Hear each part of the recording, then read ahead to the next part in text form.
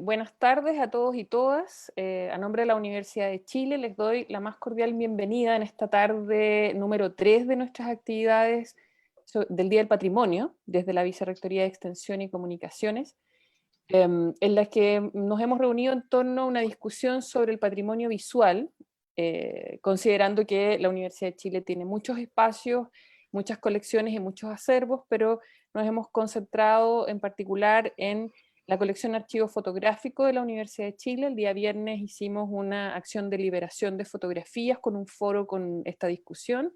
El día de ayer la Cineteca de la Universidad de Chile nos convocó a conversar sobre conservación y restauración y patrimonio fílmico. Y hoy día, ¿cierto?, los invitamos a conversar a partir de imágenes de mujeres que ustedes están viendo en este momento, que quizás algunas de ellas son bien conocidas, otras menos, desde, ¿cierto?, una experiencia que es la exposición Mujeres Públicas en la Sala Museo Gabriela Mistral, que se encuentra en la Casa Central de la Universidad de Chile, obviamente ahora cerrada, pero no queremos dejar de poner en movimiento los contenidos y las preguntas de esa exposición que ponen en tensión los conceptos de lo privado y lo público, y qué pasa con las mujeres, desde una premisa muy sencilla, pero profunda, que es que cuando uno dice hombre público, inmediatamente lo sitúa en la esfera de la política, en la esfera de la representación, de la función pública, pero cuando decimos mujeres públicas, quizás podría para muchas generaciones, quizás más viejas, asociarse inmediatamente a la prostitución, por ejemplo, o, ¿cierto?, a la poca decencia de una mujer. Una mujer pública no significaba necesariamente lo mismo que los hombres, y entonces desde esta exposición instalamos esta tensión, pero también constatando de que había una violencia, había una experiencia compleja cuando las mujeres salimos al espacio público y efectivamente ocupamos cargos o ocupamos un lugar de exposición, ¿no? De visibilización desde un registro que no es el doméstico ni es el familiar.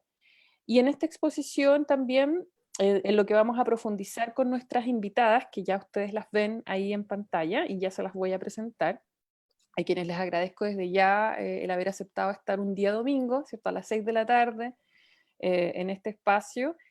Y esta exposición, ¿cierto?, cuando ustedes la puedan visitar físicamente, esperamos en algún momento, se van a dar cuenta que no tiene rostros de mujeres más conocidas. Ustedes están viendo aquí a Gabriela Mistral, a Elena Cafarena, a Eloísa Díaz, la primera mujer médica, a Amanda Labarca, la primera mujer académica de la Universidad de Chile. Y no lo hicimos por dos razones, y en torno a eso es que le pusimos a este foro el derecho al rostro de las mujeres. No los pusimos porque nos dimos cuenta de que la identificación con algunas mujeres en específico replicaba la forma más hegemónica, predominantemente masculina, de entender la historia, que es en torno a la figura genio, por ejemplo, a la figura excepcional, a la pionera, a la primera, y que eso dejaba fuera a muchas otras mujeres, y que al mismo tiempo no todas esas mujeres, incluso siendo muy conocidas, tenían retratos que pudiésemos ser considerados género de retrato, y por ahí vamos a partir, ¿no? Porque al parecer hay maneras de inscribirse en el espacio público y en la trascendencia o quedar en la historia, ¿no?, a partir de ciertos formatos, de ciertas maneras de quedar en ella, con un nombre de una calle, con un busto, o con un retrato propiamente tal.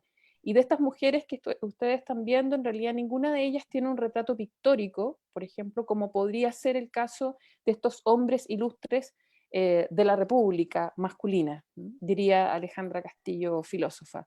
Entonces, en esa problemática, este es un contenido que esta exposición no aborda de manera explícita, pero que sí tomó una decisión, y que fue no poner estos retratos de mujeres ni siquiera en formato fotográfico, ¿no? Porque nos parecía que era una injusticia también con todas aquellas otras, pero que también nos permitía problematizar lo que les estoy comentando. Y por eso estamos aquí, ¿no? Aprovechamos esta circunstancia de pandemia en la que a veces incluso podría ser un poco más fácil reunirnos, ¿no? Y más fácil abordar este tema, y también poder expandirnos a regiones y a otras partes también quizás del mundo, porque uno nunca sabe quién se conecta, ¿no? Realmente en esta virtualidad. Y también decir algo que comentamos en el foro del día viernes, que esta discusión o poner en el centro estos temas nos parecen que es una forma también de darle a esta circunstancia tan eh, particular en la que estamos, ¿no? En el país y en el mundo con la pandemia del COVID-19, de poder encontrarnos en torno a un relato, ¿cierto? A un vínculo desde distintos lugares. Y si esto, ¿cierto?, lo permite el patrimonio, o hablar del patrimonio, en este caso visual, y la pregunta por la visibilidad o no de las mujeres, nos parece que ¿cierto?, es una oportunidad. Dicho esto, entonces, le doy la bienvenida a nuestras invitadas. Está con nosotros Andrea Durán, que es artista visual, está a cargo de la unidad gráfica digital del archivo fotográfico del Archivo Central Andrés Bello, valga la redundancia, que es un conjunto importante, y ya nos va a comentar un poco más de qué trata, ¿cierto? Y estas imágenes en específico que han visto. Está Voluspa Jarpa, artista visual muy reconocida, es un orgullo, ¿cierto?, para nosotras la Voluspa a nivel nacional, internacional, así que le agradezco muchísimo que haya aceptado estar. Decir además que Voluspa ha estado de manera muy permanente y constante en el proyecto de la Sala Museo Gabriela Mistral, en la segunda exposición en Momento Constituyente, ella, ¿cierto?, participó con una obra muy significativa, ¿cierto? Que efectivamente también ahí tuvimos largas conversaciones sobre la masculinidad, sobre las formas de la masculinidad, y en cierta forma la exposición Mujeres Públicas también, ¿cierto? Arranca de allí. Así que muchas gracias, Voluspa.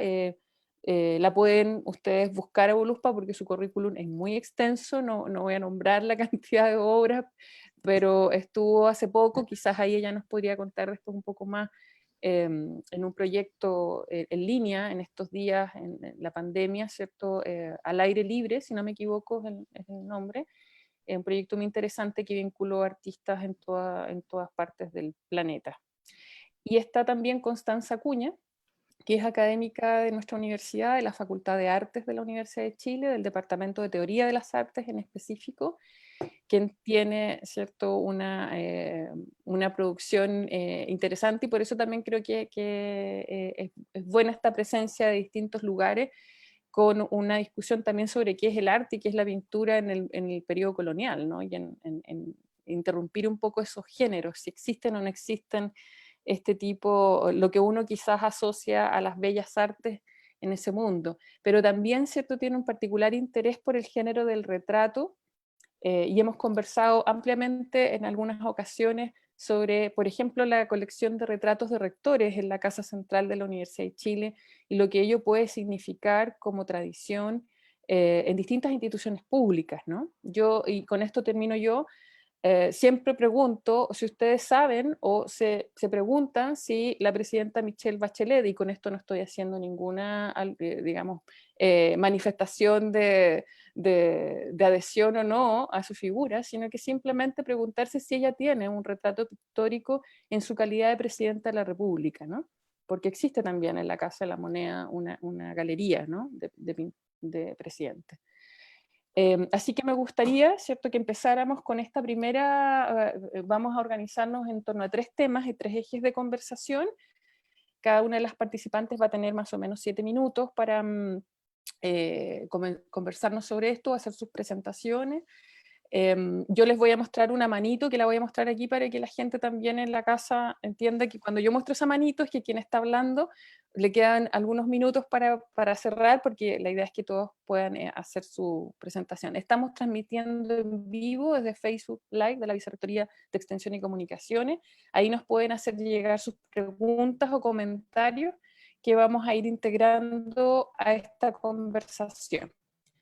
Entonces, la primera línea es un poco conversarte qué es un retrato, cuál es la relación, ¿cierto?, del rostro con posibilidad de trascender o de, ¿no?, plasmado, inscrito en un momento con esto que Con nosotros mis llamamos retrato. Y también audífonos son preguntarse, por ejemplo, si una simple foto de nuestro rostro es un retrato, cuáles son las implicancias políticas de eso y a partir de su propio trabajo como artistas, qué nos podrían decir sobre ello para la gente que a lo mejor piensa que esto no tiene necesariamente cierto lugar, no digo relevante, pero quizás cierto necesario en un hacer social, pero de otro, cierto, que a lo mejor uno podría decir, me tomo una foto con mi celular y tengo un retrato, ¿no? Me gustaría que Andrea Durán partiera, luego, cierto, Constanza Cuña y finalmente Voluspa Jarpa. Hola, Bienvenidas. buenas tardes, gracias por la invitación. Y bueno, me gustaría abordar dos aspectos. Uno que tiene que ver con lo que acabas de preguntar tú acerca de cómo veo el tema del retrato y luego como pintora y luego ingresar un poco a la temática de retrato del proceso de trabajo que hicimos en la exposición Mujeres Públicas. En mi experiencia en cuanto al tema del retrato, creo que para quien es retratado hay una experiencia de identificación y de reconocimiento de sí mismo cuando es retratado, tanto en una fotografía como en la pintura. Hacerse una selfie, claro, uno busca ciertos aspectos, ciertos ángulos para verse mejor o busca ciertos fondos como para transmitir ciertas ideas, pero cuando es retratado por un otro, eh, por un artista visual o por un fotógrafo, hay aspectos como que tienen que ver como lograr captar la personalidad de esa persona, que es el trabajo un poco del artista, digamos, un poco más clásico de qué lo que sería un retrato. Debe aparecer el rostro, por supuesto puede aparecer parte del cuerpo, pero en ese rostro está también el tema de la identificación. En el caso particular mío de las personas a quienes he retratado, hay una especie de sorpresa cuando se ven a sí mismos retratados. Pues no saben que así son vistos por otros. Entonces eso también, ese ir y venir tanto de quién retrata y el retratado, se genera una, una dinámica de valoración de la imagen. Uno se entiende a sí mismo, el otro, el que es retratado, se entiende a sí mismo como un... se entiende a sí mismo como él no se ve al espejo. Entonces hay un grado de valoración que uno no necesariamente tiene de sí mismo. Y bajo esa perspectiva, siempre me cuesta mucho más hablar de mi pintura que hablar, que hablar del trabajo en sí mismo que hago con respecto a la materia que estamos planteando. Y quiero ir al tema de la sala museo, ¿ya? Cuando iniciamos el proceso de la exposición Mujeres Públicas, justamente iniciamos la búsqueda de mujeres en el archivo fotográfico, los de los retratos de mujeres o la presencia de mujeres en la fotografía. Y frente a esa situación, apareció una problemática. ¿Dónde estaban las mujeres en este acervo fotográfico que son 71.000 negativos que retratan el país completo, la actividad humana, la actividad académica de la universidad, pero el tema de la mujer no necesariamente era tan evidente. Y cuando empezamos a buscar el tema de los retratos de aquellas mujeres que han sido importantes dentro de la universidad o del mundo intelectual, fue otra problemática. Entonces estas problemáticas nos empezaron a generar más preguntas en donde, claro, decimos dónde están y por qué no están. Tenemos un álbum que lamentablemente no lo tengo acá porque no lo tengo, es un material que está dentro del archivo y no lo podemos ingresar a él. El álbum de la historia de la universidad, donde aparecen retratos de hombres, de profesores, académicos, rectores, y entre medio de cada 20 imágenes aparece Amanda Labarca. Luego, 30 imágenes más de hombres importantes, aparece Eloísa Díaz. Entonces, es un análisis visual, pero que te da a entender de que la presencia femenina no es que no estuviera en la universidad. La presencia femenina en términos retrato, del reconocimiento, lo que hablaba antes yo con respecto a cómo uno se ve en un retrato visto por otro en su sentido de valor. Aparecen mujeres una cada 20, uno cada 30, y por lo tanto entendemos que sí hay más mujeres participantes dentro de la actividad académica de la universidad, pero hay ausencia de su rostro. Asimismo, la circulación de estas imágenes, en el caso del retrato de Amanda Labarca o Elena Cafarena, por ejemplo, no es un elemento, o sea, no es una imagen que esté permanentemente, que haya estado permanentemente en nuestro imaginario. A medida que nosotros empezamos a ingresar al archivo fotográfico, empezamos a reconocer estas imágenes y las empezamos a hacer parte de esta... Perdón, me perdí un poco, Alejandra. Bueno, lo que quiero decir que justamente al momento en que hicimos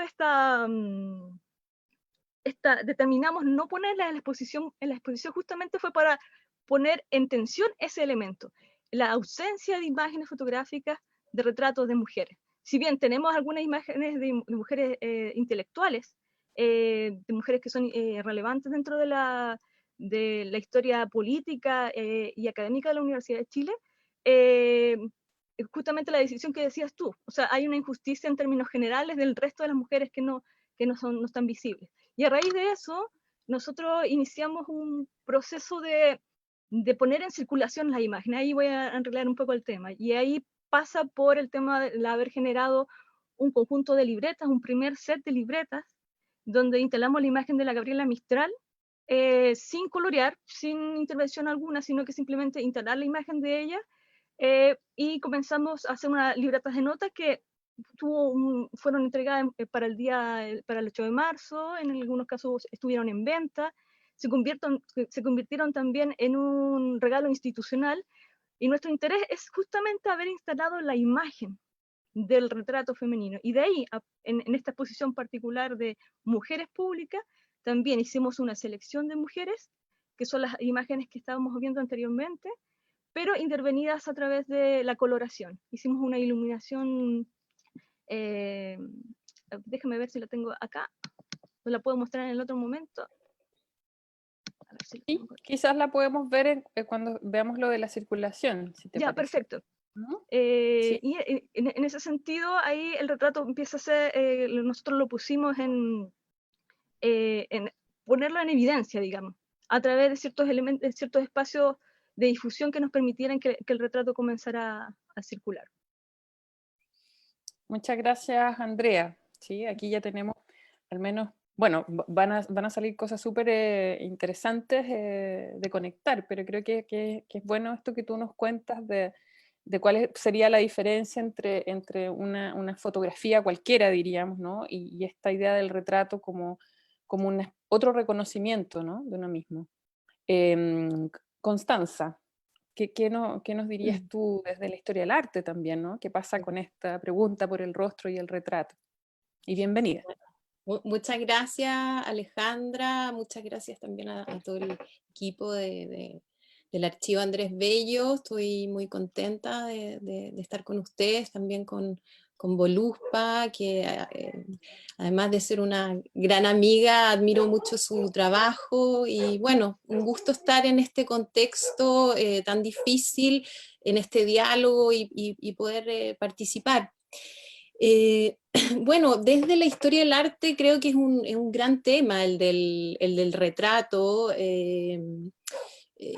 Se remite, o sea, si pensamos incluso, no sé, desde la época de los romanos, los persas, o sea, el retrato como una imagen que describe a un sujeto con una cierta perspectiva política, ética, social, es decir, más allá de una imagen que representa físicamente al retratado o lo describe, también tiene que ver con los atributos, ¿no? Con las virtudes de ese retratado. es interesante pensar también que los primeros retratos circulan, por ejemplo, en monedas, ¿no? O sea, son imágenes que están hechas para que el resto de las personas sienta una identificación con ellos, ¿no? Digo ellos porque, bueno, la mayoría siempre son hombres. Ahora, en ese origen, en esa genealogía del retrato, es interesante constatar cómo es una construcción. Ahí creo que es interesante lo que decía Andrea respecto al retrato. Es una imagen que siempre espera ser vista por otro, ¿no? O sea, siempre hay una relación de reciprocidad entre la imagen del retratado que se muestra y alguien que tiene que observarla, que recibirla.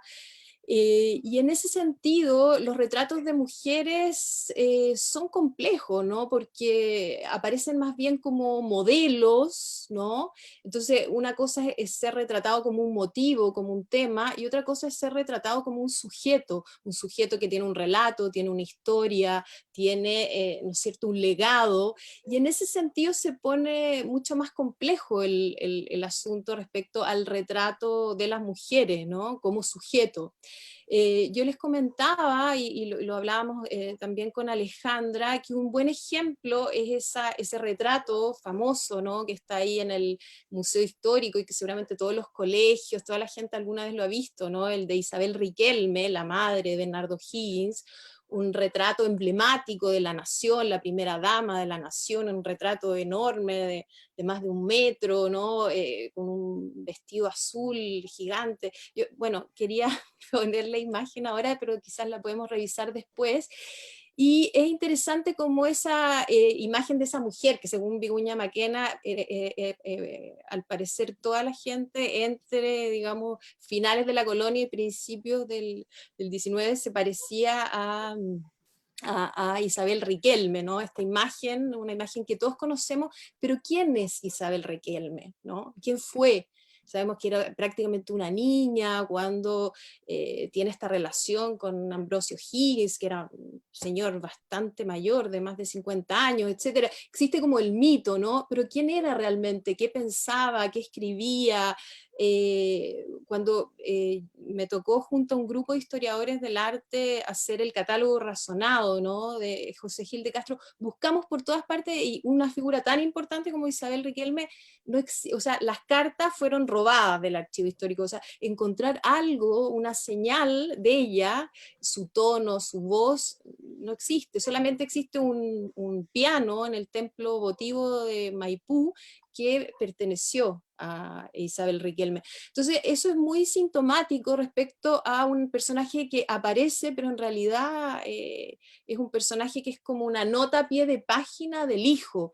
Incluso es muy interesante ver en 1819 este retrato, después se hace el famoso retrato en 1820 de Bernardo Higgins, ¿no es cierto?, como el gobernador supremo, que aparece atrás de una batalla, seguramente la batalla de Chacabuco, con un lema, ¿no?, que recuerda toda la historia de por qué llegó a ser el gobernador supremo, etc.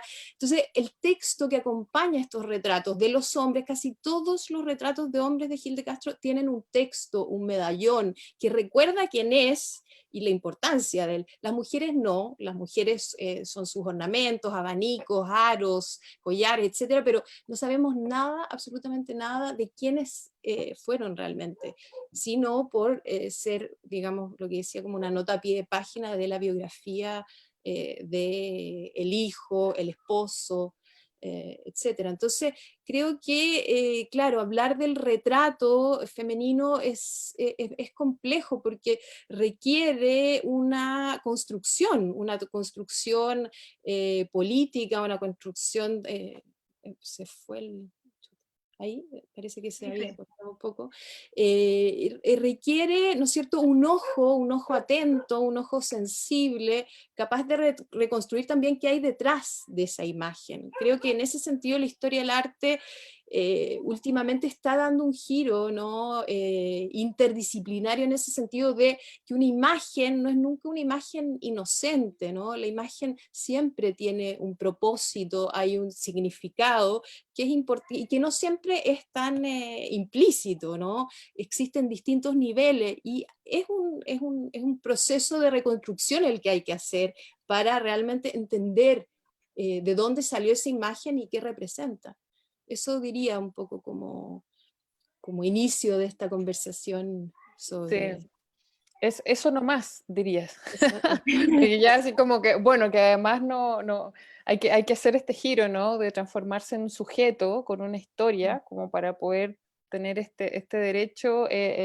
Reafirma de alguna manera también lo que ha dicho el feminismo sobre la invisibilización como un gesto permanente, ¿no? O sea, no necesariamente es que no estaba, sino que también hay un gesto permanente de no aparecer. Como decía Andrea, bueno, ¿por qué cada 20 imágenes de hombres aparece una sola de mujeres? Es porque no había más, que un poco es la respuesta eh, desde el androcentrismo, ¿no? O sea, bueno, si no hay más es porque en realidad no había nadie más que mereciera estar, ¿sí? Y por otro, ¿cierto? Tú nos dices, pero además si están, si aparecen, como Isabel Riquelme, al parecer es como, lo dijiste, una nota al pie del hijo, ¿no?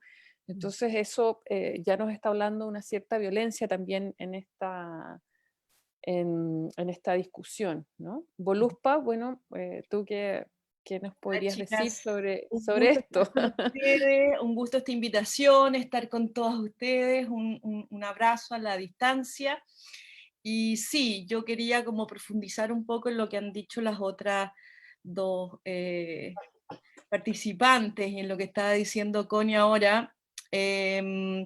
Desde trabajos que yo he hecho en torno a cómo se construye un pensamiento hegemónico, estudié particularmente un caso de el primer partido de mujeres democráticas de Viena, y estudié el fenómeno, un poco pensando en lo que estaba diciendo Connie ahora, recién, estudié el fenómeno de cómo la desaparición de este movimiento y la desaparición de sus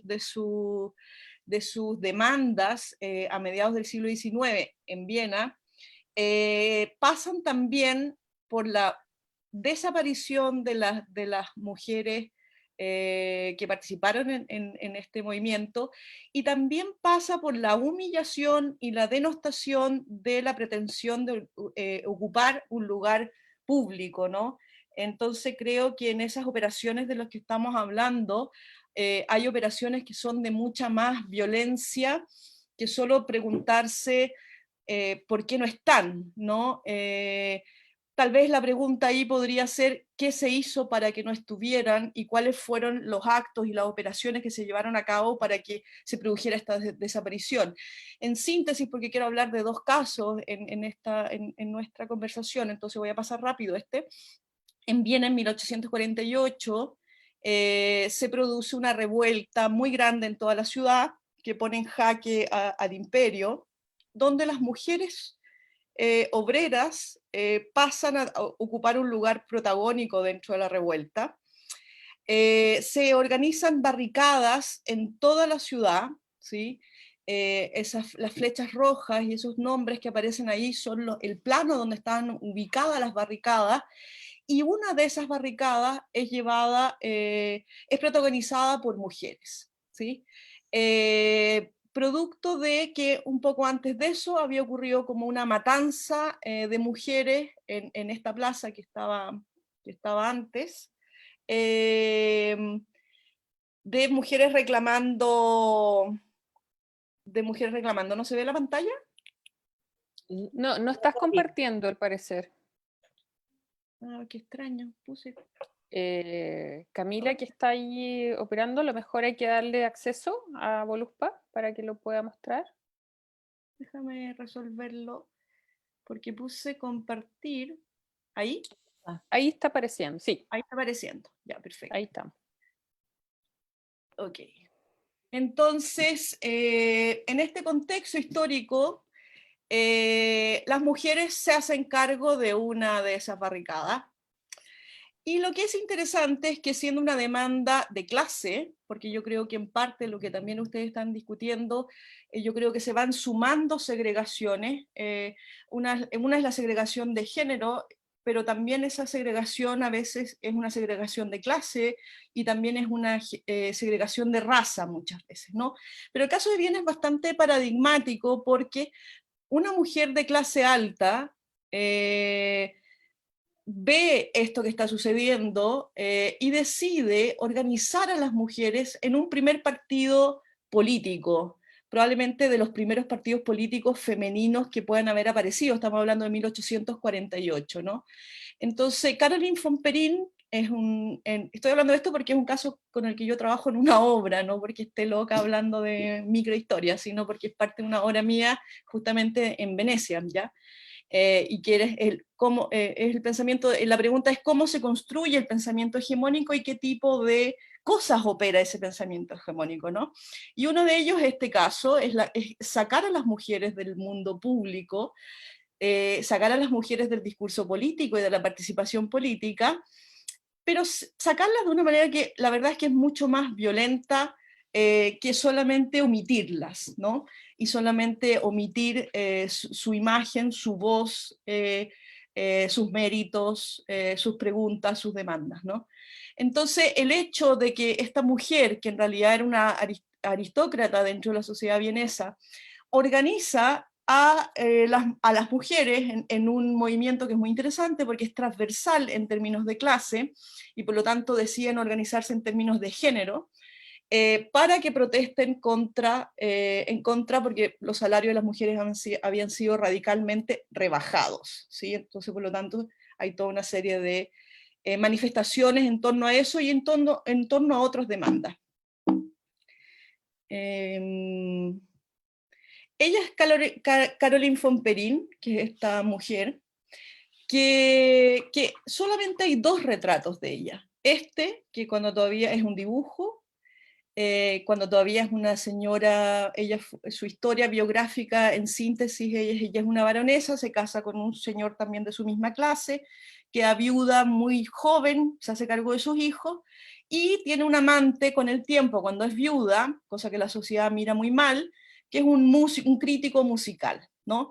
Este es su retrato como oficial de clase, que sería uno de los retratos que hay, y este es su retrato ya de vieja, que hay muy pocos, encontrar el retrato es difícil y además está en muy baja resolución, por eso puse como estos dos tamaños, ¿no? Porque el otro inmediatamente se pixela. Y ella sufrió una persecución política, mucho maltrato al organizar a las mujeres, a esta asociación de mujeres democráticas, y le fue quitada su patrimonio, la alejaron de sus hijos, mataron al amante, el amante fue asesinado, ella sufrió una crisis mental y finalmente logró arrancar a Múnich, y le pusieron la condición de que ella tenía que escribir, para poder volver a Viena a ver a sus hijos, ella tenía que escribir unas memorias donde ella negaba o rechazaba completamente su participación en estos hechos políticos, ¿no? Cosa que ella hace, sin embargo ella sigue siendo, le han robado todo su patrimonio, y fíjate, Andrea, que ella después se dedica a la fotografía, se sospecha que ella es una de las primeras mujeres fotógrafos, cosa muy extraña porque tampoco se sabe cuáles son sus fotografías, o sea, también ahí hay una desaparición, no solamente como una mujer que lidera un movimiento político reivindicativo, sino también como una mujer autora, ¿no? No se saben cuáles son las fotos de ella, pero al parecer ella puso 2 estudios fotográficos en 2 ciudades, en Austria, y ahí terminó sus días, pero la obligaron a escribir este documento donde ella decía que en realidad no había participado de nada y todo eso. ¿Qué es lo más interesante de esto? aparte de que es un caso de desaparición concreta, ¿no? Y que está más allá de nuestra historia, sino que lo vemos como dentro de un pensamiento eurocentrista, elitista, y es una operación de cómo sacar a las mujeres del mundo público, político, ¿no? Se realizan una serie de panfletos para humillar a las mujeres que se han organizado en torno a este movimiento político. Este es uno de los panfletos, una litografía, lo que quiere decir, nosotros sabemos que si es una litografía demandaba una producción tecnológica importante, ¿no? Que probablemente la podía hacer participar de los diarios o de los pasquines que se pudieran como reproducir, ¿no? Y este grabado central que muestra a estas mujeres mostrando su vulva, dice abajo, estos son los labios del club de mujeres. Este club de mujeres ha quedado cancelado, ¿sí? Y después, en cada uno de los cuadritos que aparecen alrededor de esta litografía central, aparece una imagen pornográfica con una demanda pública que había sido levantada por el movimiento político del primer Partido Democrático de Mujeres, ¿no? Entonces, bien brutal porque, qué sé yo, ¿se ve mi cursor o no? ¿Sí? ¿Se ve? ¿Sí?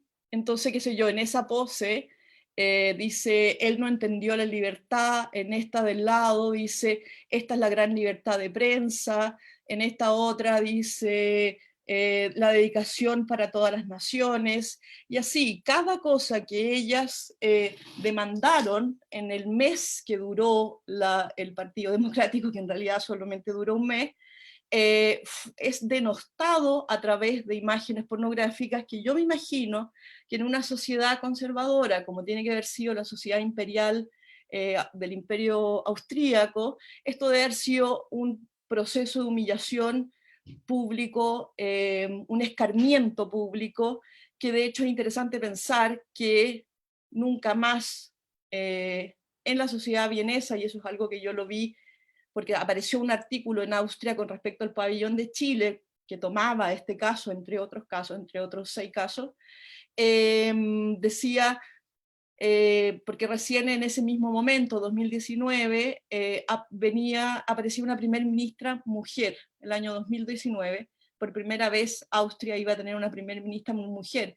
Entonces el artículo hacía el link entre Caroline von Perrin y esta primera mujer que en el 2019 iba a asumir como primera ministra. O sea, el efecto traumático de esto sobre la acción política de las mujeres tiene que haber sido muy, muy fuerte, ¿no? Más allá de Caroline von Perrin. Y también lo otro interesante es que aparte de este agresivo panfleto pornográfico político, ¿sí? Como una operación pornográfico político, que es interesante de pensarse, es un castigo, ¿no? Es un vejamen público. También se construyeron una serie de otros panfletos para las clases populares, para que los trabajadores, los hombres, no, en un primer momento los hombres obreros habían apoyado el movimiento de mujeres. Sin embargo, se empezaron a distribuir en Viena una serie de panfletos como estos, que estaban dirigidos a los hombres, para que los hombres no apoyaran la revolución feminista, digamos, ¿no? Y entonces, por ejemplo, aparece esto donde ella aparece leyendo y él aparece, así va a ser el nuevo mundo, dicen los panfletos, ¿no? Y él aparece atendiendo a los niños, o el mundo moderno, la vida moderna, y ella aparece con un corsé y un chicote, y él aparece con el camisón y la guagua en brazos. Y estos panfletos, entonces son dos tipos de imágenes, ¿no? Estos panfletos, uno para las clases bajas, para los hombres, para que esta revolución femenina no altere las jerarquías de la vida privada, y en el otro sentido el escarmiento público de castigo y de humillación para las mujeres que se atrevieron, haciendo alianzas de clase, en fundar un partido democrático, ¿no? Qué sé yo, son panfletos igual divertidos por lo bizarros que son, ¿no? Y también por lo actuales que uno podría como encontrar con cosas que se hacen hoy día. Y este me parece uno de los más interesantes. Son muchos panfletos, ya hice una selección, donde la barricada que está en la ciudad se ha ido a la casa. Entonces ahí hay una bandera rojita que dice República, diciendo, ustedes quieren república, los hombres, esto es lo que van a tener la barricada instalada adentro de la casa, donde va a estar la mujer y los niños a un lado, y el hombre al otro tratando de defenderse de sus subalternos privados, que son la mujer y los hijos, ¿no? Esa es la república, ¿no? Me parece que es un panfleto súper interesante en ese sentido, ¿no? Y este es el artículo que apareció, que lo escribió esta periodista, Anne Bannett, dice algo así, ¿no? Que dice cómo, por qué el feminismo, la organización feminista de 1848 vuelve a estar bajo las luces, ¿no? Y entonces cuenta esta historia, cuenta la historia de Caroline von Perin, cuenta la historia del primer Partido Democrático, y hace el link con que desde 1848 hasta el año 2019, en Austria nunca jamás había ocupado un cargo alto de gobierno una mujer, y el 2019, casualmente, por un tema político de ellos, porque sacaron al primer ministro, era la primera vez que una mujer ocupaba el lugar de primer ministro en ese momento, ¿no? Entonces hace como el link de cómo habrá sido de traumático esta situación. De hecho, después de esta historia, a las mujeres se les prohíbe participar de la vida pública, se les prohíbe con un decreto ley, y no pueden participar de la vida pública excepto en instituciones de beneficencia dedicadas a la salud y a los niños, algo así. O sea, queda completamente por ley restringida su participación en la vida pública. Entonces, lo que quería decir con esto es que yo creo que esas omisiones que nosotros podemos constatar hoy día, probablemente guardan tras de sí, esconden tras de sí situaciones de violencia, situaciones de vejación, situaciones de humillación, que hace que incluso mujeres tan significativas como con mucho carácter, ¿no? En nuestra historia chilena, por ejemplo, ellas no hayan reclamado para sí el derecho de hacerse un retrato, ¿no? O sea, tan fuerte tiene que haber sido la presión que probablemente la estrategia de silenciarse, quedarse calladita en un rincón, haya sido una estrategia mucho más conveniente, ¿no? Y eso es lo que les puedo mostrar por ahora, ¿no? Después vamos a ver Perfecto, otras sí. presentaciones. A ver, me gustaría entonces, bueno, está ya, hay muchas cuestiones, ¿verdad?, aquí implicadas, y como que uno también siempre le vuelve a dar rabia, ¿no? Cuando uno empieza Bueno, a conversar de estas cuestiones y dice, a ver, me gustaría entonces ahora ir hacia el otro lado, quizás que vaya Connie, después la Andrea, después volvemos a Voluspa, porque efectivamente, ¿cierto? Y aquí ya está bastante claro en los planteamientos de ustedes las estrategias de lo político, lo público, en el que efectivamente este sujeto mujer, ¿no? Que tal como mostraste tú en las imágenes de este caso de Viena, ¿no? Que es temprano, ¿no? Es un caso temprano de organización política sí. propiamente tal, ¿cierto? Y no solo de una individua, sino que de un colectivo, que podría ser un símil de este mito que tenemos en la historia de Chile, de las mujeres que votaron por primera vez en la década de 1830, ¿verdad? Y que el acta de esa votación, por ejemplo, yo le he pedido en el Tribunal Calificador de Elecciones, que habría sido una elección local, ¿no? De distrito, pero al parecer no está, pero siempre aparece, ¿no?, este dato de que habría votado, y que a partir de eso, tal como tú dices, de que la ley no decía explícitamente que eran solo hombres, ¿no? En términos masculinos los que debían votar, habían podido ellas usar ese resquicio y votar, y que a partir de esa acción, entonces la Constitución del 33 habría dicho explícitamente que claro, que eran solo hombres, ¿no? Y bueno, casados, con bienes, ¿no? Está eso. Por otro lado, lo que ustedes también ya han planteado, las diferencias de clase, ¿no? En que, claro, si la mujer como en sí misma es un sujeto subalterno, y eso la sitúa en una situación de anonimia forzada, ¿no? De no aparición, bueno, también son mujeres blancas, fundamentalmente, mujeres burguesas, las que pueden, ¿cierto?, también romper el umbral, como decía Eloísa Díaz, ¿no? Eloísa Díaz en su discurso de antes de rendir su examen, que la hicieron dar el examen un 25 de diciembre, como médica en 1886.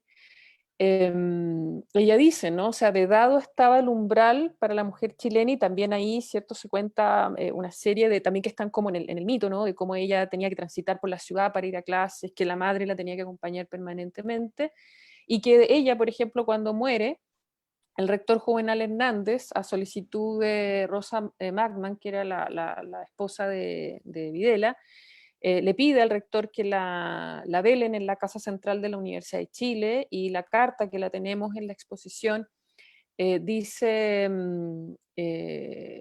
por lo notable y lo ilustre, ¿verdad? Y ahí como que se inventa la tradición, ¿cierto? Y dice Juvenal Hernández que, bueno, lamentablemente no puede dar... acceder a lo que le pide su amiga, Rosita, ¿no? Y que aunque Eloísa Díaz había tenido cierto lugar muy importante y que era servidora pública, no le correspondía al servicio, o sea, a la Universidad de Chile, porque no era funcionaria del servicio, pero que no era lo suficientemente ilustre, ¿no? Aunque la había nombrado a principios del siglo XX la mujer más ilustre de América, y que esto estaba reservado solo a los rectores de la Universidad de Chile y a personas que efectivamente el Consejo decidiera, y ahí la excluye de nuevo, ¿no? O sea, fuera. Entonces, esta cuestión de lo público, lo político y el anonimato, con esta posibilidad de aparecer en alguna imagen, también está cruzada, ¿cierto?, por los elementos de clase, en que el género, diríamos, ¿no?, al parecer atrae todas estas otras violencias. O sea, ¿quién tendría más posibilidad de aparecer? Incluso, ¿cierto?, el caso que tú nos mencionas, aunque fuese baronesa, aunque fuera, digamos, una mujer de la clase alta, la verdad es que se estaba metiendo en un terreno que, como dice Eloísa Díaz, estaba vedado para las Y que mujeres, fue muy ¿no? castigada, y además que también, claro, quedó su nombre probablemente también como modo de castigo, ¿no? Para las otras Claro, aristócratas, pero todos los otros nombres que participaron, que hicieron actas, que hicieron los estatutos del partido, de esas mujeres, que fueron muchas también, tampoco hay claro. rastro, digamos, ¿no? Exacto.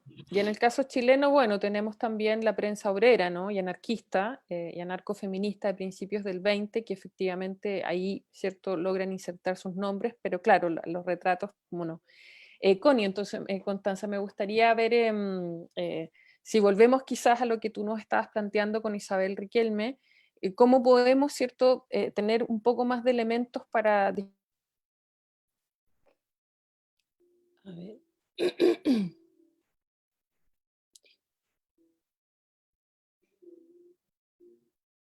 Ahí, uy.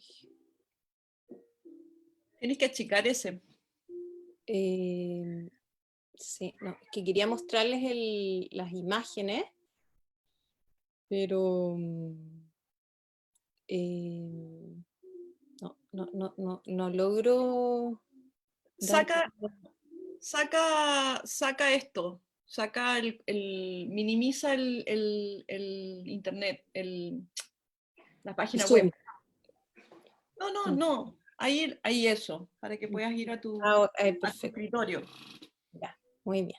Eso, qué bueno que ya están así avesadas en, Sí, más o en menos. Zoom, más o menos, sí, aquí vamos aprendiendo. Ahí Pero está. ahí está. Sí, bueno, acá estaba el, retrato que hacía mención al inicio. Y claro, aquí es interesante retomar un poco un hilo de, de también lo que mencionaba Voluspa, de la imagen y la aparición de la imagen como también un síntoma de demanda, de lucha, de emancipación.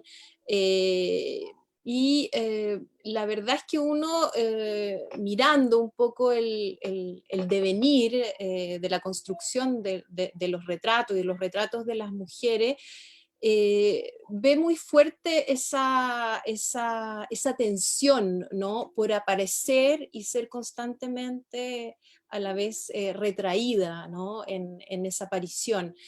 Aquí un poco la imagen, ¿no? Que contrasta entre la madre y el hijo, miren, también se ve claramente un poco en las dimensiones, ¿no?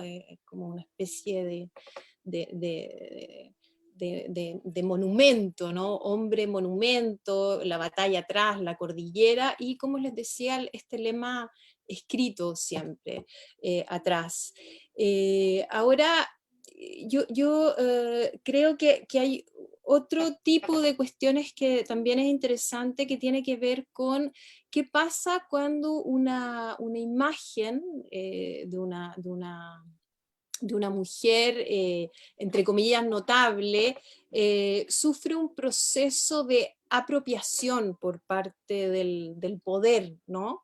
Y en ese sentido, no es estrictamente como artístico, ¿no? Se trata de un billete de 5.000 pesos que todos hemos visto para arriba y para abajo, ¿no? Esta es la primera versión del año 81, o sea, plena dictadura, y aparece Gabriela Mistral en esta imagen, que es una imagen bien terrible, ¿no? Porque lo hablábamos hace poco, la imagen de una verdadera captura por parte, ¿no es cierto?, propiamente de la dictadura, ¿no?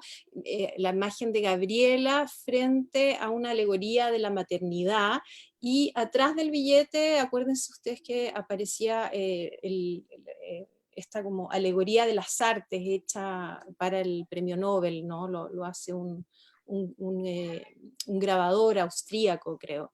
Entonces, esta apropiación de la imagen, cuando uno dice, bueno, sí, es tan importante que hasta aparecen los billetes, pero ¿cómo aparece? Ese cómo creo que es absolutamente relevante, ¿no? La connotación que es, lo que significa también la gran violencia que va a significar para la lectura de la obra de Gabriela Mistral, sobre todo en su complejidad, en su riqueza simbólica, feminista. Realmente esta operación, que uno podría decir, bueno, es una operación política que pasa por esta, en el fondo, la dictadura tratando de apropiarse esta figura para hacer, contrarrestar la figura de Neruda, ¿no? Toda esa operación, cómo va a penetrar y capturar la imagen de Gabriela Mistral. Después, bueno, aparece esta nueva versión, el 2009, si no me equivoco, y que la imagen es precisamente una imagen que tienen ustedes, que es la del archivo Andrés Bello, por lo menos eso leí yo. No sé si, Alejandra, estoy en lo correcto. La imagen le pertenece al archivo, la que aparece ahí en la fotografía, y en base a la cual se hace el nuevo billete de 5.000 pesos. Después ¿Sí? Andrea nos puede dar más detalles de eso, si quiere. Sí. Bueno, aquí me estoy saltando otra imagen, pero que es una moneda también de Giovanna Tornabuoni, y que tiene que ver con imágenes también que circulan, sobre todo, bueno, esta en la época del Renacimiento, pero lo que me parece interesante es ver cómo el tema de la moneda, el tema de los billetes, es un soporte que de alguna manera está transformándose en un objeto que es un objeto político, simbólico, social, y que no pertenece estrictamente al mundo de lo artístico, ¿no? Pero el retrato aquí es un retrato que quizás es el retrato más importante de una mujer absolutamente, no sé, imprescindible para nuestra ¿La Connie se paró? Sí. Sí, se nos quedó un poco ahí en...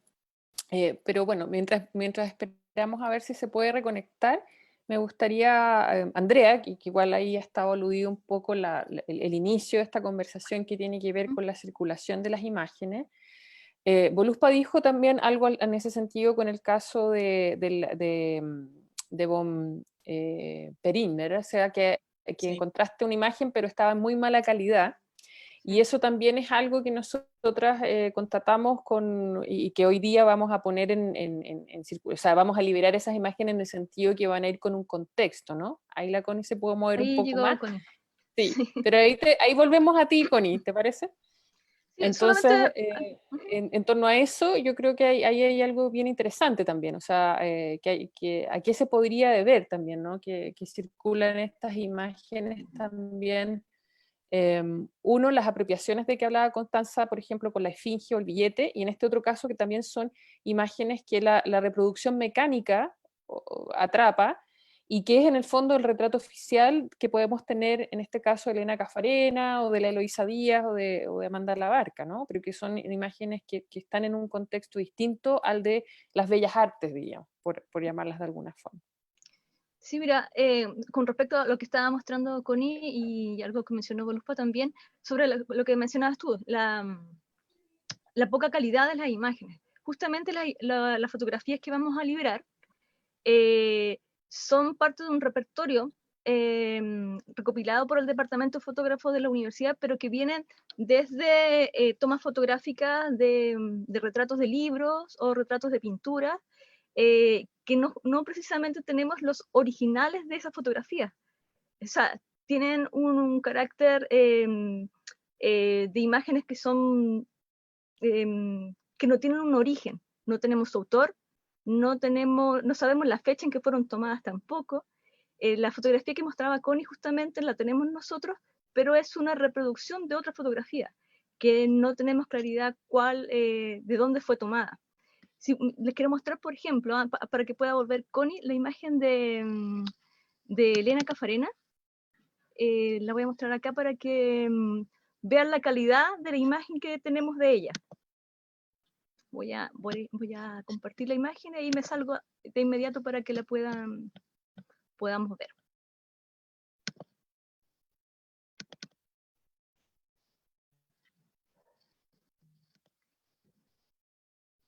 A ver si... Esa es la imagen de Elena Cafarena que circula, que es de un libro de actividades femeninas. Perdón, voy a retroceder. Voy a tener que abrirla solita. Ahí. ¿Se ve o no? Ahí vemos a Eloísa. Ahí lo está Ahí va a cargando. entrar. Ahí. Sí. Ahí está Entonces Elena. la imagen que circula de Elena Cafarena es esta. Posteriormente yo les voy a mostrar la intervención que hice de esta imagen, pero si ustedes se acercan, vamos a hacer el ejercicio si los puedo acercar acá, lo que vemos es un pixelado, a ver, un poquito menos, ahí. Ay, no lo puedo hacer. Lamento, ahí. Del offset. O sea, ni siquiera tenemos la fotografía, la calidad de la fotografía, el grano de la fotografía, sino que tenemos una reproducción de un offset de un libro. Por lo tanto, siempre pienso yo que el trabajo que nos queda por hacer, tanto desde la historia del arte como investigadoras también, es buscar las imágenes de los retratos de mujeres, que lo más probable no esté en lo público, sino que esté en los espacios privados, en las fotos familiares. Creo que ahí hay que darse una vuelta en las lecturas que también hacemos acerca de dónde están los retratos y por qué no están. Como dices tú, Voluspa, en términos políticos no van a estar circulando, porque hay todo un proceso político de desconocer la presencia femenina de las mujeres al nivel político, pero lo más probable es que en los espacios públicos, en los espacios privados estén esas imágenes. Pero eso ya es un trabajo por hacer, en el sentido de que hay que comenzar en esa búsqueda de encontrar las imágenes de las mujeres, de los retratos de las mujeres, que yo creo que sí los hay, porque en el espacio privado lo están, pero no precisamente está el tema de la circulación de ellos, que creo que es uno de los temas que aquí nos pueden convocar también, que de estas imágenes en el espacio público. Sí, gracias, André. Ahí la Connie, que ya volvió, vi que estabas también tenías el trabajo que ha hecho Cecilia Vicuña con la imagen de la Gabriela Mistral, ¿no? Y quizás se conecta con lo que decían Andrea y Voluspa al inicio, de que quién captura o cómo se construye ese retrato, ¿no? Que no o quizás que pudiéramos ir quizás a darle una vuelta más a la cuestión del rostro, ¿no? O sea, porque Constanza decía, bueno, la mujer aparece como tema, ¿no? Que también lo ha dicho la historia del arte feminista, ¿cierto? Que es cómo pasar de ser la musa a ser efectivamente la sujeto, en el doble juego entre la sujeto del retrato y por otro lado la sujeto artista o retratista o lo que fuera. Y de otro, ¿cierto? Cómo se construye esa imagen que se va a alegar, cómo se ve, o como decía la Andrea, bueno, el retratado casi siempre se sorprende, ¿no? O se encuentra quizás con una imagen que no es con la que se esperaba encontrar, ¿no? Y que ahí hay una complejidad. A mí me sigue dando vuelta esto como que el retrato de las mujeres y nuestro rostro sigue siendo complicado, ¿no? Sigue siendo un asunto complejo.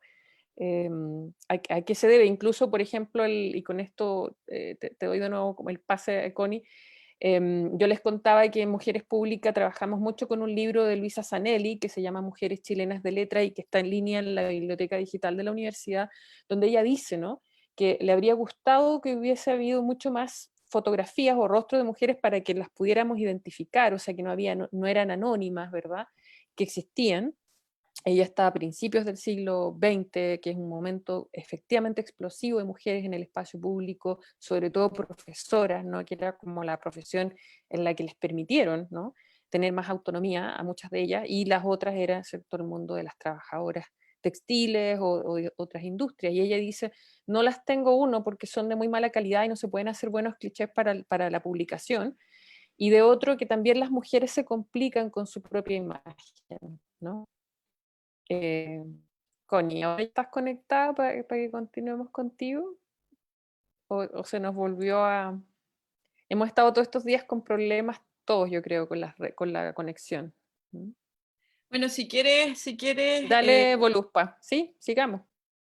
es que me da pena que la Connie vaya a volver. Connie, ¿estás con Ahí señal? volvió, Sí, ahí volvió. perdonen, pero está un poquito frágil mi conexión. Así que Sí,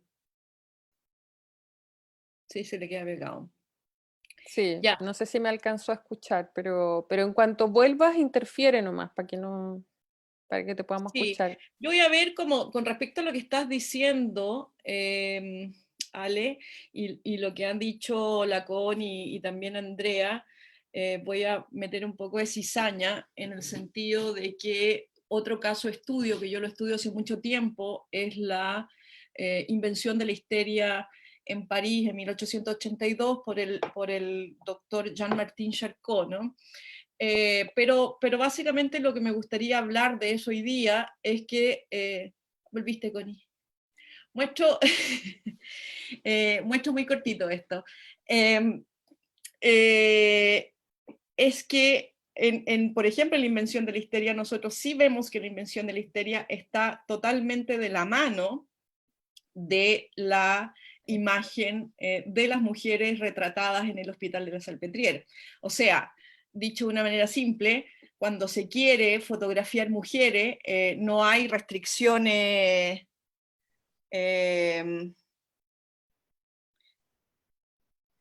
no hay restricciones de hacer ese retrato, ¿no? Entonces, sí, entonces uno podría entender que, por ejemplo, en el caso de la invención de la histeria, a fines del 19, o sea, después de la historia de las mujeres de Viena, de alguna manera expulsadas las mujeres del mundo público, político, viene un segundo momento extremadamente hegemónico o de sello de esa subalternidad, donde la mujer pasa a ser retratada, pasa a ser inmensamente fotografiada.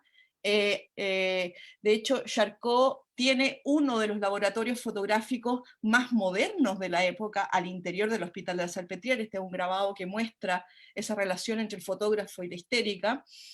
Y las mujeres son estudiadas mediante la fotografía, ¿no? La fotografía es la última tecnología inventada en ese momento, y para el doctor es súper importante analizarlas a través de la imagen, ¿no? Que ha sido algo, por ejemplo, sobre lo que escribe Didi Huberman, ¿no? Entonces, toda esta cantidad de imágenes de mujeres, este Charcot con una de las enfermas, vemos en esta gran operación de registro de la anomalía, de la construcción de la anomalía psíquica de lo femenino, ¿no? Esa vulnerabilidad que le pertenece a la mujer, que tiene que ver con esta construcción de la histeria, sí tiene una cantidad prolífica de imágenes, que son miles de millones de imágenes que vienen del laboratorio fotográfico que había al interior de la Salpêtrière. Con eso quiero decir que si había intención de fotografiar a las mujeres, había una intención de construir un tipo de femenino fotografiable que, por ejemplo, tenía que ver con la enfermedad mental que transformaba a las mujeres en una psiquis más vulnerable, menos confiable, que hasta el día de hoy tiene que ver con el epíteto peyorativo de que si a uno le dicen histérica, quiere decir que lo que uno está diciendo es completamente inválido, no tiene valor, ¿no? Siendo que en realidad con el tiempo, bueno, la histeria ya no existe como existió en esa época, pero lo que quería mostrar acá es la cantidad inmensa de fotografías que provienen del archivo fotográfico del Hospital de la Salpêtrière, construyendo una imagen de lo femenino, de la anomalía de lo femenino, llamada histeria, ¿no? Y que sí está muy retratada, y que a mí me parece, desde las lecturas que yo he hecho, es que me parece que hay una correlación entre las revueltas que hay en 1848 en toda Europa, producto de los cambios que va a generar la revolución industrial en las clases sociales y el trabajo femenino en las industrias,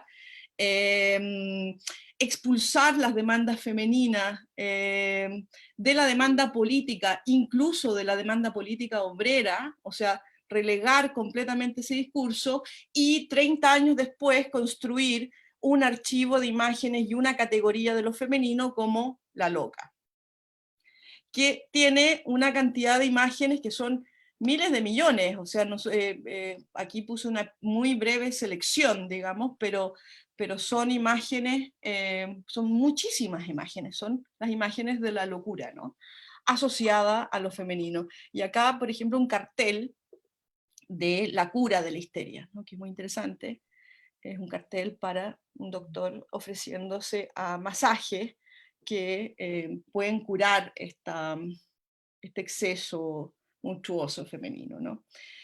O sea, de alguna manera también tiene mucha relación, de una manera más sutil, con la respuesta política del Imperio Austríaco a la organización de mujeres, que la respuesta política del Imperio Austríaco, en el caso de las mujeres de Viena, es un grabado pornográfico.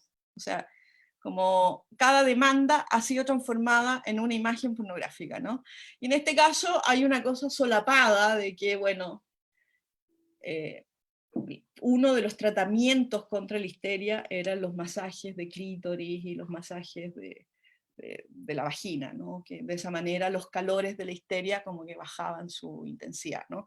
Entonces yo creo que son dos operaciones que por lo menos a mí me parecen muy interesantes, justamente en términos de imagen, ¿no? Primero la expulsión y la imposibilidad de lo público en la participación de la vida pública política, la humillación y después la construcción decimonónica de esta siguiente tipología de lo femenino. Este malestar femenino no es político en ningún caso, no es social en ningún caso, sino que se debe a un problema psíquico que le pertenece a las mujeres, y ahí sí la producción de imágenes es absolutamente bestial, digamos. O sea, uno puede encontrar imágenes de mujeres histéricas con convulsiones por millones, hay millones de imágenes de esa instalación de lo femenino. Entonces me parece que no puedo no ver en esas dos cosas y en las relaciones de esas dos cosas, en relación al cuerpo, en relación a la imagen,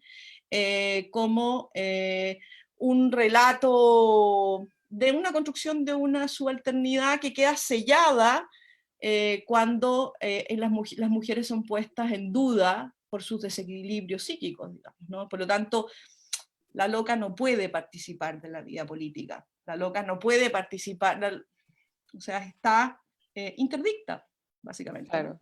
Es como tú dices, una anomalía, o sea, es como un anonimato anomalía, ¿no?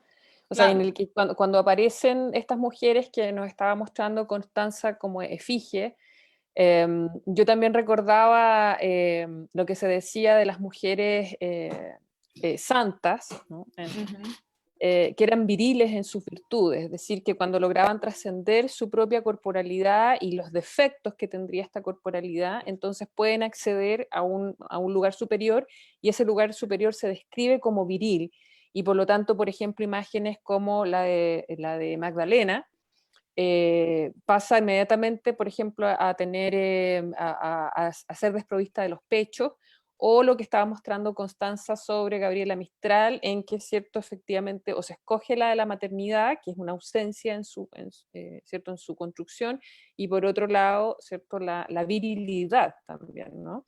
Y en el caso de la Porque efectivamente hay histérica, fotografías, claro, y ¿sí? en el caso de la histérica, un erotismo anómalo, que en Claro, realidad es ¿no? una enfermedad psíquica que hay que curarla de unas maneras poco ortodoxas, pero claro, Claro, también. y como tú dices, de Mistral, por ejemplo, que es al parecer una de las mujeres más fotografiadas, diríamos, de este repertorio que estamos comentando ahora, hay otros tipos de registros, ¿verdad? No es ese necesariamente el de la efigie el único, ¿no? Entonces ahí Claro. hay una selección. Y de lo que tú decías, claro, aquí el caso chileno sobre la histeria es la de Carmen Marín, la llamada endemoniada de Santiago, ¿cierto? Eso es 1857, también, ¿verdad? Creo que es importante retomarlo y buscarla, y ahí nuevamente se produce esta captura, porque quienes más han escrito sobre la endemoniada de Santiago son hombres también, ¿no? Entonces como que se vuelve ahí a replicar la misma operación. Connie, ¿quieres tú volver y retomar lo que nos estabas planteando? No sé si estás ahora con posibilidad. Sí, sí, Perfecto. sí, igual estoy un poquito inestable, me dice, me dice el computador. Pero quería, no es muy buena la imagen que tengo, que es la obra que ustedes pusieron. ¿Me escuchan? Sí, ¿Sí? No. Ahí estoy como entrecortada. La imagen que ustedes pusieron en la sala, Gabriela Mistral, que es, entiendo, una réplica de la pintura de Cecilia Vicuña, la que hizo en los 70, porque precisamente ahí hay un trabajo como de recuperación, por eso ella también lo dijo en varias entrevistas. No sé si se me fue parece que se me fue la onda. ¿Sí? no, ¿te escuchas bien? Sí. ¿Te escuchas? Ah, pero la imagen es la que Sí, la imagen se congela un está poco. como congelada.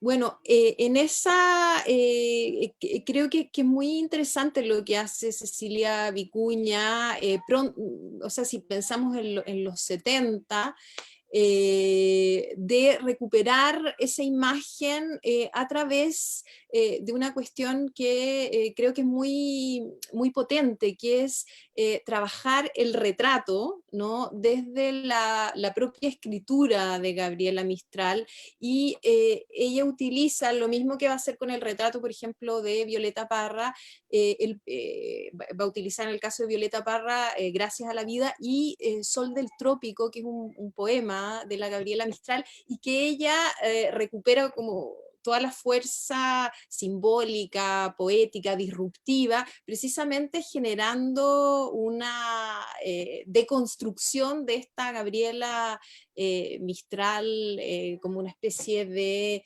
gran matrona chilena, ¿no? Entonces, esa operación que hace ahí Cecilia Vicuña creo que es sumamente relevante, y ella ilustra ahí también desde este poema que dice: desnuda, mírame, dice Gabriela Mistral, desnuda, mírame y reconóceme, si no me viste en 40 años, como pirámide tu nombre con eh, pitahayas y con mangos, con los flamencos de la aurora y los lagartos tornasolados. Creo que ahí veo un gesto que hoy día me parece sumamente como premonitorio de lo que está pasando también con el feminismo, en este sentido de ir a recuperar imágenes que han sido totalmente no solo capturadas por el patriarcado, sino por un sistema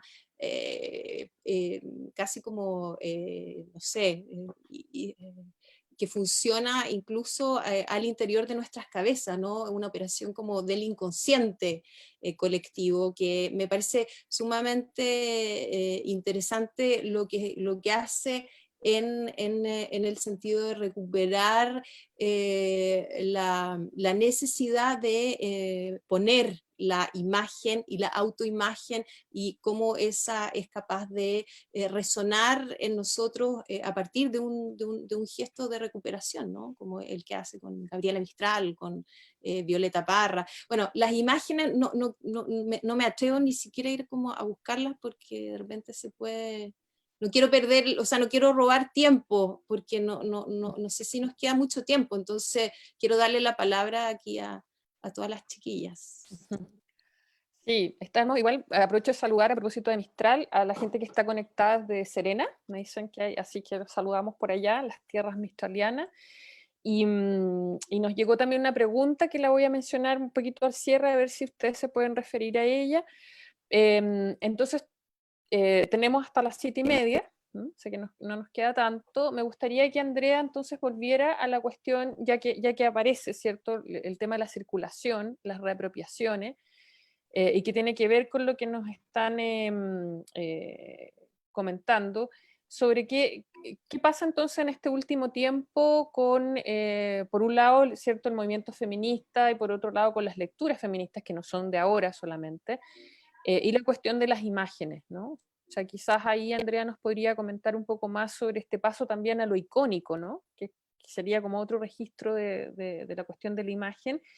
Y eso es lo que nos está, la Francisca Palma nos está preguntando, está comentando, si a partir de lo que ustedes han planteado, cuáles podrían ser estas estrategias que debiéramos usar hoy día para volver públicas a las mujeres, pero no solamente a las más notables, ¿no? Sino que no solo a las próceres, sino que qué pasa entonces con la circulación de nuestros rostros y de nuestra posibilidad también de incidir en ese registro público en general, ¿no? Lo dejo planteado como para que luego de que la Andrea pueda plantear, comentarnos esta estrategia también o esta discusión sobre la circulación más popular o que transforma en ícono ciertos rostros de mujeres que resultan ser estas mismas, ¿no?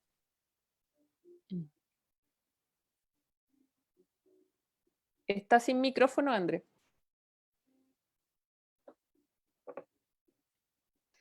Sí, con respecto a eso, creo que hay algo que se ha mencionado acá, como el tema de un poco de la omisión de las imágenes de las mujeres, más allá de que no existan, sino la omisión de las propiamente tal de ellas.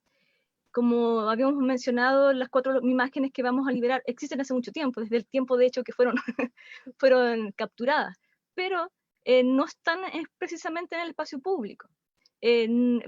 Habíamos mencionado, por ejemplo, que en la propia Casa Central de la Universidad de Chile, en el Salón de Honor de los rectores, o sea, perdón, no en el Salón de Honor, hay un salón con retrato de rectores y no está los retratos de ninguna de las mujeres que hemos estado mencionando. Podemos encontrar un par de retratos fotográficos dentro de Casa Central, pero son fotografías de muy mala calidad, donde no tenemos justamente la autoría tampoco de quién hizo esa imagen. Y creo que el apropiarse de estas imágenes tiene que ver con empezar a trabajar con ellas, empezar a hablar de ellas y ponerla en el espacio público. Creo que Constanza hablaba de Gabriela Mistral ahí, y creo que una de las imágenes que más ha circulado como mujer aquí en Chile es de la Violeta Parra. Lo hablábamos el otro día, que que hay una apropiación por parte de la comunidad más popular de la imagen de Violeta Parra, que ha sido llevada a stencil, ha sido llevada a los muros, está en cancioneros. Hay una apropiación de parte de un lenguaje que no es académico, que no está en las altas esferas, digamos, de circulación política, sino que tiene que ver con una circulación política más popular, en donde la imagen de la Violeta Parra se hace icónica para todo finalmente, pero la circulación es distinta.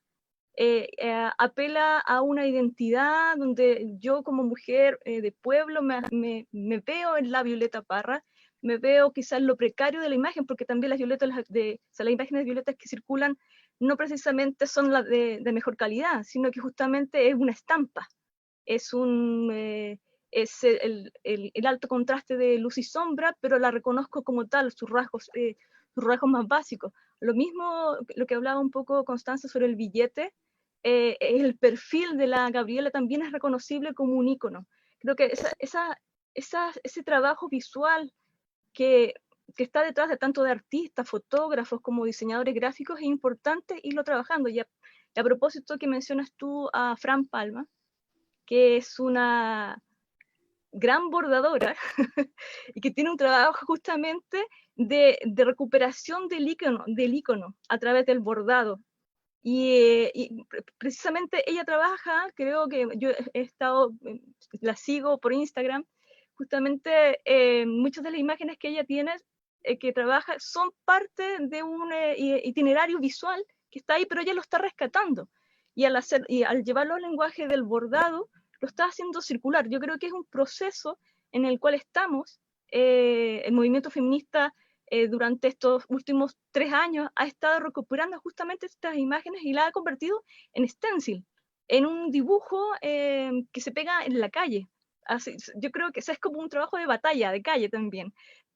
No solamente creo que la recuperación de la imagen de nosotras las mujeres no está solamente en la esfera de lo intelectual y lo político, que es sumamente importante. Creo que para que este discurso tenga fuerza, para que esta proyección de nosotras las mujeres, de nuestra imagen, y nos reconozcamos en ella, tienen que abordar todos los ámbitos culturales, sociales, políticos, meterse en todas las grietas que puedan haber para que nuestra imagen esté presente, pero para que esté presente no por estar, sino para que nos podamos reconocer en la otra, para que veamos, como hablábamos en un principio, podamos ver el valor de nuestra imagen, de nosotros mismas en el otro. No solamente la mía, sino que verme en la otra mujer reflejada también. Sí. Ahí, bueno, al final del ciclo, que ya vamos a ir cerrando, les vamos a mostrar desde dónde pueden descargar estas imágenes, que en nuestro interés que puedan... Ahora, la Andrea no quiso mostrar qué es lo que hizo con las imágenes. Te muestro... Pero, mira. pero sí, voy a aprovechar de comentarles que también están nos plantea Marloré Morán, que está desde España, que claro, las disidencias sexuales también son invisibilizadas. O sea, con esto que ustedes planteaban, ¿cierto? La complejidad del retrato de las mujeres, quizás en esta carga, ¿cierto?, tan fuerte de cómo debemos ser representadas y cómo aparecer. Hay algunas que no calificaríamos o no califican para ser retratadas, ¿no? O sea, también hablamos, o quizá habría que decir que la misma Mistral fue blanqueada, ¿no?, de alguna manera. Lo mismo que quizás la Violeta Parra es la que menos, ¿cierto?, da opciones de manipulación. La Amanda Labarca también, ¿no?, es muy mulata. La Eloísa Díaz también, ¿cierto?, es una mujer, en la imagen que iba a mostrar la Andrea, claro, ¿no?, es bien crespa, es bien, ¿cierto?, uno podría decir afro. Entonces, esas cosas también, yo creo, ¿no?, que esas disidencias en ese sentido también, ¿no?, de las que no entran en el canon de lo que podría ser políticamente correcto y estéticamente correcto, ¿no? No sé si quieren decir algo, Connie o la Oficialmente correcto. Sí, yo creo que un poco lo que pasa es que hay que tener conciencia de que ninguno de estos fenómenos son casuales, que estos fenómenos son fenómenos bastante dirigidos, y yo creo que hay que tener conciencia de qué se tratan esas direcciones, lo que tú estabas diciendo, Andrea, que me parece súper bien, Y en el caso de la Violeta Parra, nosotros vemos esa apropiación popular de la Violeta Parra, pero por otro lado también conversábamos, en mi opinión es que la Violeta Parra, en términos de su legado cultural, no tiene el lugar protagónico que debería tener como artista, como probablemente desde mi punto de vista, una de las artistas más relevantes de Chile en la segunda mitad del siglo XX, que está muy bien, y por supuesto, y es muy bonita esa resistencia popular de sostener la imagen de la Violeta Parra, que probablemente si no fuera por eso estaría bastante borrada, pero también hacer un reclamo de la importancia de que eso también circule en los lugares de élite cultural, ¿no? O sea, porque al parecer las imágenes van construyendo una jerarquía, que lo que la Connie mostraba en el caso de la Gabriela Mistral, claro, la Gabriela Mistral es mucho más díscola que en cómo ha sido apropiada oficialmente, ¿no? Y esa rebeldía de la Gabriela Mistral, su homosexualidad, sus experiencias biográficas como niña violentada, en toda la apropiación oficial todo eso está completamente adelgazado y está transformada en la imagen de la madre de Chile, virgen, y que no tiene ninguna... o sea, yo creo que uno tiene que ser consciente de esas operaciones, y creo que las maneras de resistir a ella es que probablemente las mujeres seamos las que hacemos esas imágenes. Me parece que ese sería como un planteamiento importante, digamos. O sea, las mujeres, que las mujeres produzcamos esa imagen, un poco lo que estaba diciendo la Connie con respecto a la Cecilia Vicuña, ¿no? Cecilia Vicuña, que también es una artista absolutamente invisibilizada hasta un cierto punto de su carrera, que es muy reciente, ¿sí? O sea, la Cecilia Vicuña, el lugar que tiene hoy, no lo tenía hace 5 años atrás, digamos, ¿no?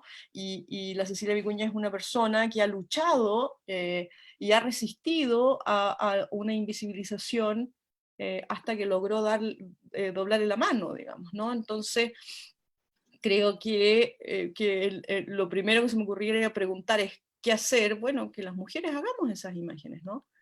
Que las mujeres exijamos que esas imágenes estén donde deben estar, que las mujeres interpelemos a las instituciones cuando esas imágenes no están, que pidamos una restitución histórica de esa falta. Creo yo que todas esas cosas juntas podrían servir para empezar a equilibrar muy lentamente esta operación de borradura y olvido, que sin duda es una operación completamente desde el poder, digamos, ¿no? Construida, es un constructo. Connie, aprovechando Sí. que estás ahí conectada. Sí, yo estaba pensando un poco, escuchándola, y también que hacía la auditora, en el sentido de visibilizar las instituciones es súper complejo, ¿no? Tanto la academia, el Estado, los museos, porque... Pucha, se le queda pegado. Quizás, Constanza, si tú sacas tu cámara y solo te escuchamos, aunque es un contrasentido con el foro, porque le vamos a quitar el rostro a la Pero bueno, Constanza, pero vamos a tener al sujeto que pero piensa. a la sujeto que piensa, sí. A ver si le resulta eso. André, pasemos entonces, avancemos quizás volvamos a lo tuyo, mientras a ver la Constanza si puede volver, como para que mostremos estas imágenes y también el ejercicio que tú decías de... Bueno, Pero podemos ver el ejercicio, por ahí parece que volvió Constanza, ¿o no? no. Ya, voy a tratar de abrir acá. Es solamente un ejercicio con respecto a lo que hice con una de las imágenes de Elena Caffarena. Claro, que propósito de un lo que poco también en el sentido de lo que decía Voluspa, ¿no? O sea, que somos sí, nosotras mismas al final las que hacemos un gesto reivindicatorio. no pude trabajar con el programa aquí porque tuve que cambiar de computador, pero ahí traje como las diapositivas. Esta es la imagen de Elena Cafarena del libro Actividades Femeninas, y lo que yo hice fue desarmarlo en capas, digamos, para poder colorearlo, ¿ya? Primero trabajé así, fui instalando fui coloreando cada capa,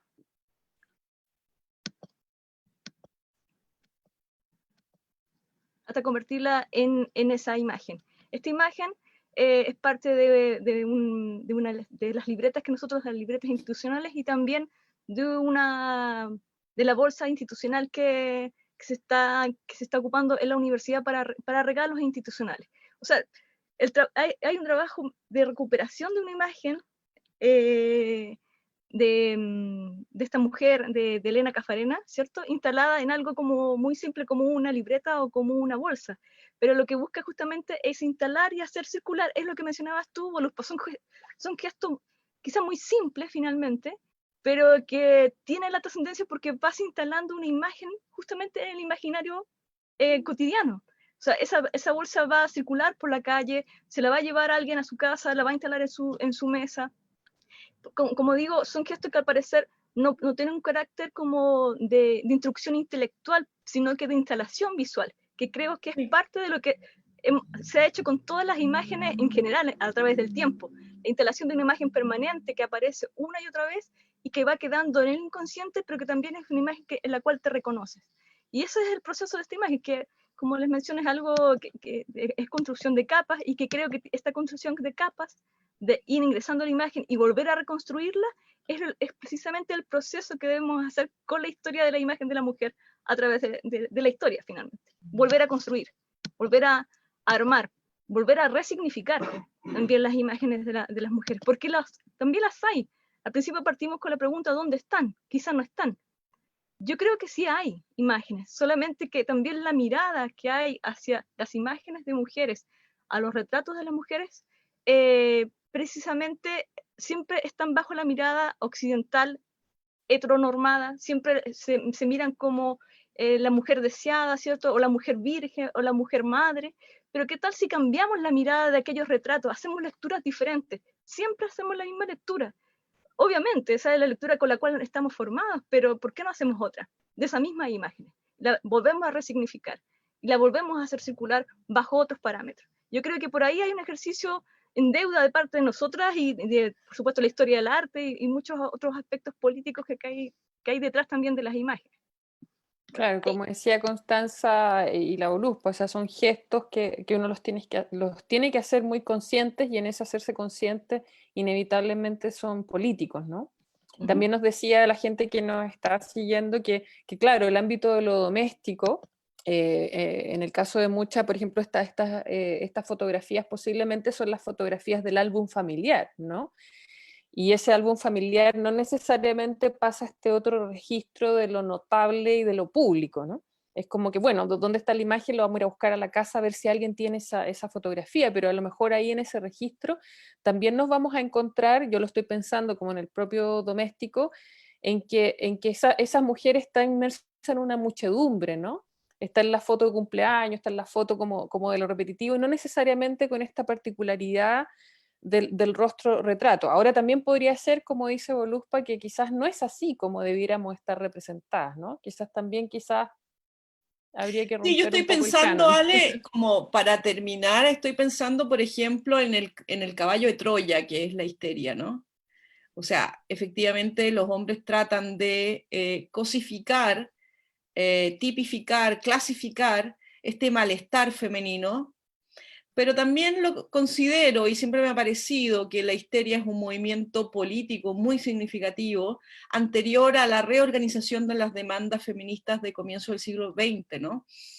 Como el último síntoma de malestar, y siempre me pareció muy inteligente de parte de esas mujeres el haber construido un arquetipo de femenino que, más allá de cómo fue tipificado y lo que tuvieron que pagar por esa tipificación, esa mujer monstruosa, esa mujer que se sale de los cánones, esa mujer que no está dispuesta de una manera a coincidir con los arquetipos que fueron establecidos de la madre, la amante, la buena esposa, la santa, la sumisa, y que de repente aparece con una imagen absolutamente monstruosa, que grita, que convulsiona, y que estos hombres quedan como un poco en shock, ¿no? Porque toda esa corporalidad y toda esa sintomatología, que en realidad es un discurso de malestar, que es lo que después repone Freud, que esta somatización es un discurso establecido a través del cuerpo, ¿no? Reprimido y transformado en sintomatología corporal, pero es un discurso reprimido. Pero también siempre me ha parecido muy interesante que las mujeres hayan logrado hacer eso, de llamar la atención y de solicitar un lugar, reclamar una mirada desde arquetipos completamente distintos a los que estaban siendo sometidas, digamos, ¿no? Y aparece este femenino monstruoso, raro, incontenible, ¿no? Y en ese sentido tiene finalmente es como un caballo de Troya también, ¿no? Entonces reclaman algo para sí, reclaman una mirada otra, ¿no? Reclaman un otro lugar de la imagen de lo femenino. Aunque sean tipificadas como loca o bruja o lo que sea, desmontan las imágenes anteriores. Sí. Las Bueno, destruyen, ¿no? exacto, sí, lo mismo ¿Sandra? que veíamos en el retrato de Elena Caffarena. Sí, ella también, de lo que estábamos hablando, ella está vestida a lo garzón, ¿no? Claro, O sea, exacto. en esa La corbata, fotografía, claro, claro, ¿no? sí, cortado Claro, el pelo, vestida con corbata, o sea, evidentemente ahí hay una resistencia evidente, discursiva en esa imagen, ¿no? claro. Bueno, André, no Sí, sé si, pero la sí. Constanza sí nos Sí, escucha sí, pero tampoco la oímos. Qué lástima. ahí se escucha un poco, ¿no? Ahí Sí. te escuchamos, sí. Sí, ya, antes de que me vaya, Sí. definitivamente. No, solo decir, recuperando un poco el hilo de lo que estaba diciendo, es que me parece que una imagen que realmente cobre toda su fuerza poética, simbólica, política, tiene con un relato también. Entonces la construcción de esos relatos creo que son sumamente importantes hoy. Me acordaba del trabajo que hicieron ustedes, Alejandra, y también Andrea, con las bordadoras de Isla Negra, ¿no? Ahí en el Museo Nacional de Bellas Artes. La historiografía, recuperar ese trabajo que muchas veces está como en la periferia, ¿no es cierto?, en los márgenes del relato historiográfico más reconocible, sobre todo en el mundo del arte. Creo que ese trabajo es imprescindible y no pasa necesariamente por un trabajo institucional. O sea, en ese sentido creo que los colectivos que tienen hoy día muchísima fuerza están precisamente rearmando desde una iconografía, desde lo oral también, una historia. Entonces, la imagen sin un relato y sin un relato que se haga desde una voz propia puede ser una carcasa, ¿no? Que es como lo que yo mostraba un poco con la Gabriela Mistral. Entonces, en ese sentido, la imagen es una imagen que tiene que ser absolutamente polivalente, ¿no? No solamente una imagen visual, sino que la construcción de una imagen pública pasa por esos procesos que también son muy, muy colectivos, creo yo, ¿no? O sea, cuando se vindica una figura es porque vindica muchas cosas, muchos procesos.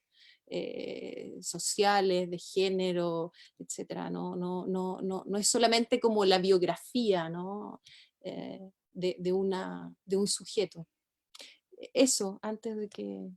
Sí, muchas gracias, Constanza. Andrea, entonces, si tú les puedes mostrar a la gente que nos está siguiendo cómo van a poder acceder a estas imágenes que tienen esta característica anómala, ¿no? O sea, que no son el original, pero al parecer sí pueden ser la fuente inicial de algunas de las imágenes que ustedes ya reconocen en línea, un poco el sentido de estas conversaciones ha sido entender también las imágenes como un patrimonio visual, pero que efectivamente, como ustedes han señalado, tienen que tener un contexto, tienen que tener un relato, ¿no?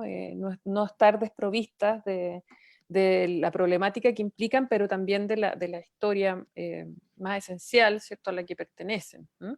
Y que efectivamente las vamos a poner a disposición. Estas imágenes, posiblemente el Departamento de Fotografía y Microfilm de la Universidad de Chile, que funcionó entre el año 1948 hasta la década de los 90, hasta el 94 en específico, también asumió el desafío de proporcionar, de multiplicar y de generar, ¿cierto?, más acceso a algunas imágenes con fines educativos. Entonces fotografiaban imágenes para el uso de los profesores o para algunas empresas editoriales, ¿no? Entonces así es como nosotros hemos llegado a estas imágenes, y en esta búsqueda nos dimos cuenta que muchas de las que circulan hoy en día en línea provienen de esta primera reproducción, y por eso nos pareció importante que si las van a usar, úsenlas con una referencia inicial que nosotros vamos a poder proporcionar desde el sitio del archivo. ¿No? Ahí la Andrea está mostrando nuestro sitio. Sí, Dale aquí nomás. les muestro el sitio archivobello.uchile.cl, y para poder llegar a las imágenes van aquí a ver al día en el primer enlace, pueden ingresar. Mi computador está un poco porfiado, pero ahí vamos. Ver más.